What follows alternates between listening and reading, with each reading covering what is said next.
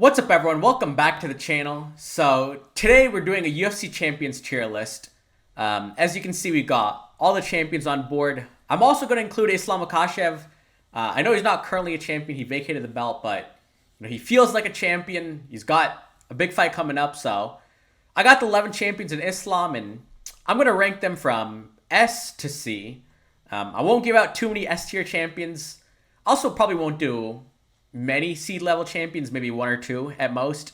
But I'm going to be looking at your resume, your accomplishments, how dominant you are over the division, who you fought, your activity, a bunch of factors, and then from there I'm going to go ahead and rank you. But without further ado, let's dive right into it. So the first champion we have is Alexandre Pantoja.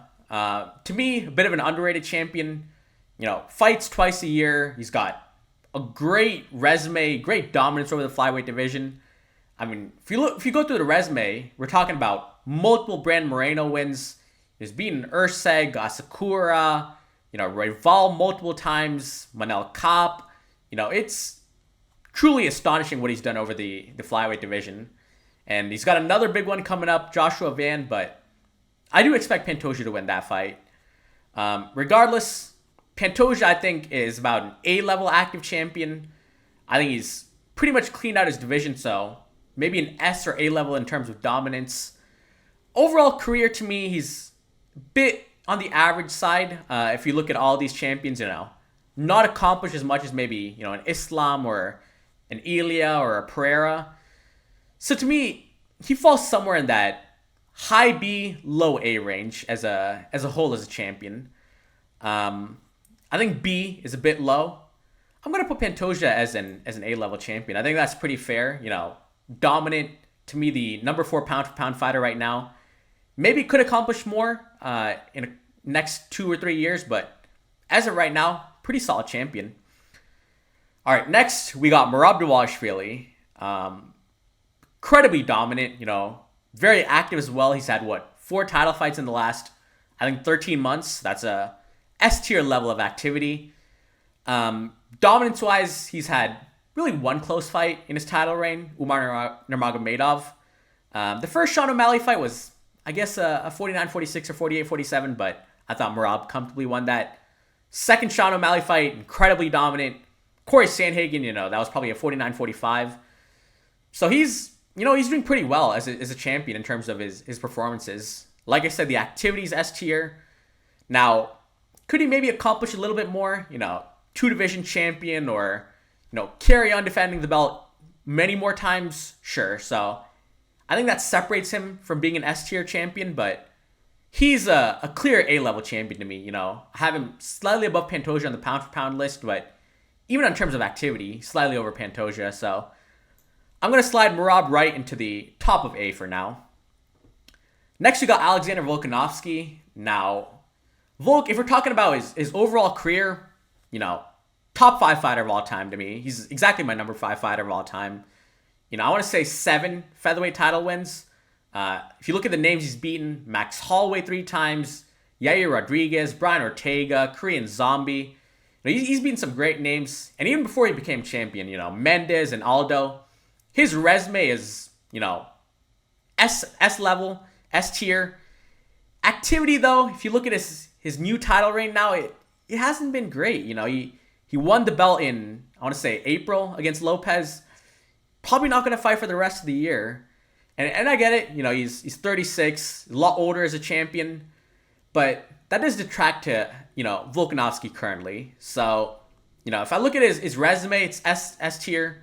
If I look at his dominance, he only regained the belt once Ilia moved up. It's more of a B tier level of dominance. Activity hasn't been that great in the second run. I'm going to go Volk as a B tier champion, Obviously, he's a lot higher all time, but currently, I want to see more activity out of Volk.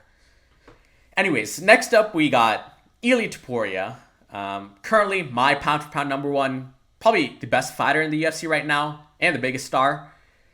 Now, if you go through the criteria for me, dominance, he's had a lot of dominance at featherweight. Maybe not as much as lightweight. He just won the belt, but at featherweight, he knocked out probably the GOAT of the division, Volkanovski. Knocked out Holloway, another Hall of Famer. At lightweight, he just won the belt against Charles Oliveira. There's still, Arman Tsarukyan. He's probably going to fight Gaethje next. There's Paddy Pimblett. Islam if he comes back down. So he maybe doesn't have that same level of dominance at lightweight that he had at featherweight, but I don't think that hurts him too much. Activity-wise, he's not crazy active. Probably fights every 7 to 8 months. I want to see more activity. But I can't lie. He's still a phenomenal champion, To me, the best fighter in the world. And even if he's not as active as, say, a Merab or a Pantoja, I just think his performances, his resume, the title run he has right now, probably have to put him as an S-tier champion, Like I said, I want him to be more active, but aside from that, I don't think there's nothing else he can do as a champion. Moving on to welterweight now, Jack Della Maddalena.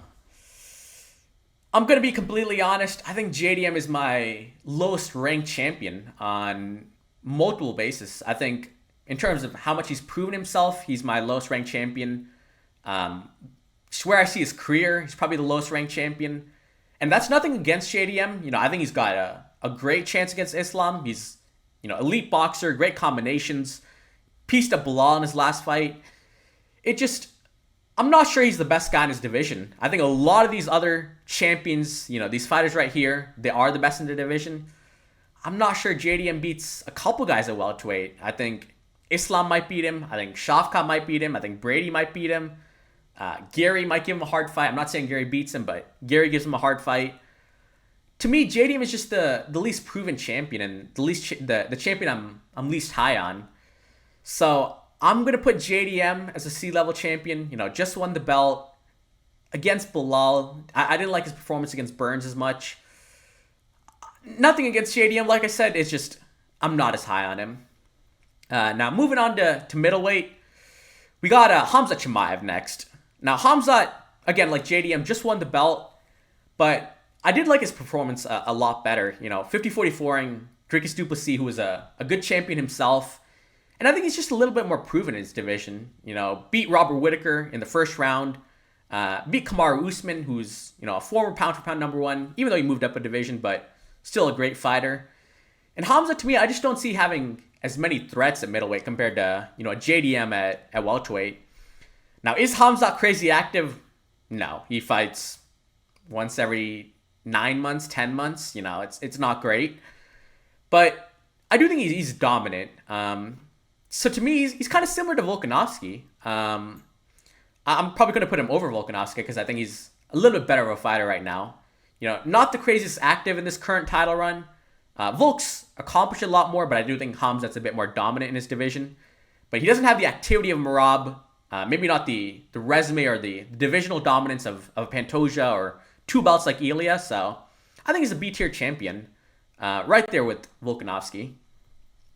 Anyways, next we got the new light heavyweight champion who just regained the title, Alex Pereira. Now, Pereira, he ticks a lot of these boxes. Activity-wise, the guy fights, every 4 months, 5 months? I know he had a bit more of a break for the Ankalaev rematch, but that's understandable. He's been pretty dominant over the light heavyweight division. He had that one blip against Ankalaev, but he just proved himself to be the better fighter in the rematch. He's beaten Yuri twice, beaten Jamal Hill, beaten Khalil Roundtree. I'd say that's a A-tier level of dominance. Anywhere from an S to A-tier level of activity. He's won 2 belts, so he's accomplished quite a lot in the UFC. He's a pretty solid champion. Maybe he's not as good of a fighter as Khamzat, but I think he's definitely proven himself more.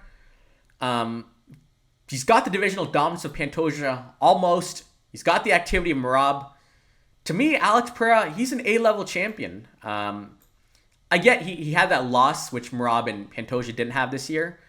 But I'm going to put Alex Pereira at the bottom of A. I think he's a more than solid champion and, proven himself time and time again. Not to mention, he has beaten Adesanya at middleweight, so he's the first 2-division champion. Ilya's 2-division champion, but next 2-division champion I'm putting on the list here. Anyways, moving on to the last current males champion. I know I'm going to include Islam on this video, but the last males champion currently, Tom Aspinall. Now, Aspinall, The activity has been not great, but can I really blame Aspinall for that? No. John Jones held up his career for a year and a half. Aside from that, he defended the interim title on his own. Knocked out Curtis Blades, knocked out Pavlovich. He's got those 2 interim title wins. Can I say it's a crazy level of dominance? No, because he's got Gane, he's got Almeida, he's got a couple more contenders to get through. The activity, like I said, not really much of his fault. On a skill set basis, I think Aspinall is phenomenal. High level wrestler, a powerful striker, great hand speed. But like I said, he hasn't really proven himself as much as some of these other champions. I'm probably going to put Aspinall between B and C. I think he's a better fighter than JDM. Maybe proven himself a little bit more than JDM. Do I think he's as good as Volk? He might be a better fighter than Volk currently, but obviously not proven himself as much. I think Hamzat's a better fighter than Aspinall. I'm going to put Aspinall at the bottom of B. I don't want to put him in C because I do think he's more, I guess, dominant in his division at heavyweight compared to JDM at welterweight. And I don't think anyone can beat him at heavyweight, whereas I think a lot of people beat JDM at welterweight. So I'm going to put Aspinall at the bottom of B. All right, now moving on to the women's champions. First one, we got Zhang Weili. Strawweight champion. She's about to vacate her belt, moving up to fight Valentina, but still currently, technically, the strawweight champion. Now, if you know me, if you know the way I've talked about Weili, I think she's the most complete fighter in the UFC, regardless of gender. She's got, explosive striking. She's got side kicks, leg kicks. She's got those right hands. She's got elite takedowns and great BJJ. Submitted Esparza to win the belt, who was at the time the best grappler in the division. She's got elite takedown defense. Stuffed. I think every one of Tatiana Suarez's takedowns are 14 out of 15. I think something like that. She is extremely well rounded. Not to mention she's super dominant over the division. She's pretty much gone through everyone. That's why she's moving up. Is she the most active? No. She fights every 7-8 months. But that's the same as Ilya, right? I think Weili's the pound-for-pound number 1 women's fighter. I think Ilya's the pound-for-pound number 1 men's fighter. They're pretty similar overall. So I'm not going to deny Weili of the S tier. I think she is the best fighter in the world, like I said before. At the very least, the best female fighter in the world, I believe. I'm going to give her that S tier. Anyways, moving on to another Hall of Fame champion, another incredibly dominant champion, Valentina Shevchenko. She's got, I want to say, 10 title wins, so, incredible accomplishments. Has she been the most dominant? Hard to say. I mean, she did lose the belt to Grasso, and then she had that draw. But then since regaining the belt, dominated Grasso. She beat Fiorot, who's a very good contender. Shevchenko's not a bad champion at all. I think Shevchenko-Weili is, probably the biggest legacy fight of the year. That's how good that fight is. Is she crazy active? Fights every 6 months. It's not bad, honestly, for a champion who's been, reigning for that long. Is she as good as Weili? I don't think so, but I think she's right up there with the Merabs, the Pantosias, the Pereiras. I'm going to put Valentina Shevchenko in A tier. I'll probably put Merab and Pantoja over her. Actually, I'm gonna put her right there. I think Merab is just more active. Shevchenko's got the same activity as Pantoja, but I think she's higher all time than Pereira and Pantoja.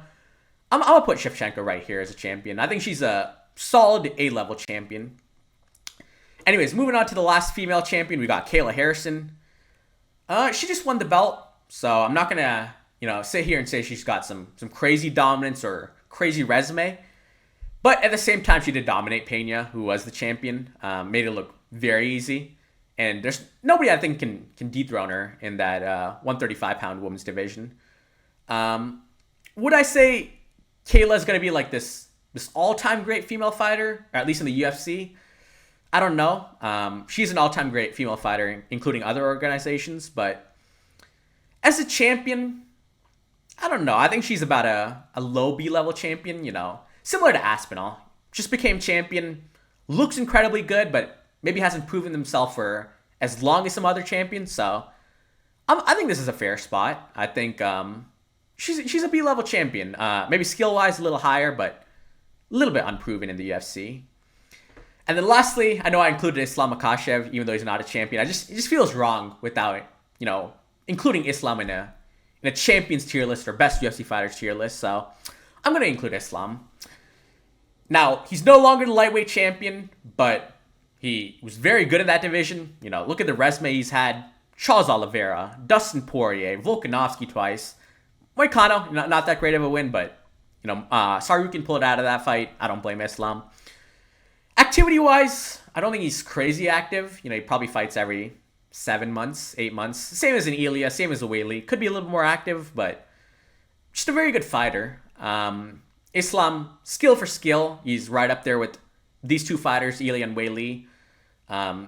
In terms of his legacy, I think he's clearly a top 10 fighter of all time.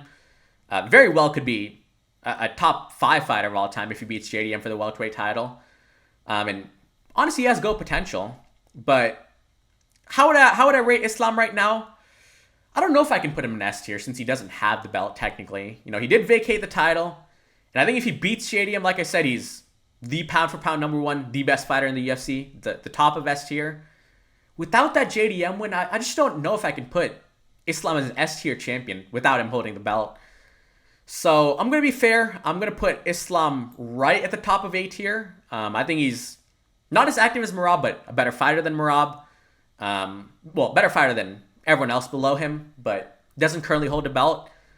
So I'm going to put Makhachev as A tier. So this is kind of my final list. I have Ilya as an S tier champion, Weili as an S tier champion. I have Islam, Merab, Valentina, Pantoja, and Pereira as A tier. Hamza, Volk, Aspinall, and Kayla in B tier. And then Jack Della Maddalena as C tier. So that was kind of my champions tier list. You guys let me know what you think. I'm sure people have different rankings, different tiers. So let me know what you think. If you want to see more tier lists, that's something I definitely want to do. So let me know what sort of video ideas you have or tier list ideas you have. But if you made it this far, thank you for watching. If you're new to the channel, make sure to like and subscribe the video. But I appreciate you guys, and I'll catch you in the next one.